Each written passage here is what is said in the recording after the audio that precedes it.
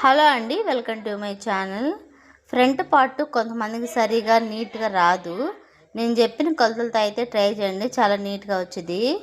3 ఇంచులు అయితే పెట్టుకోండి, డ్రా చేసుకోండి. మళ్ళీ అటువైపు 1 ఇంచు, ఇటువైపు 1 ఇంచు ఇలా డ్రా చేసుకొని ఇంకా కొంచెం పైకి ఎలా డ్రా చేసుకోండి 3 ఇంచెస్. ఇక ఇలా నేను చెప్పిన విధంగా క్రాస్ అయితే చేయండి, క్రాస్గా.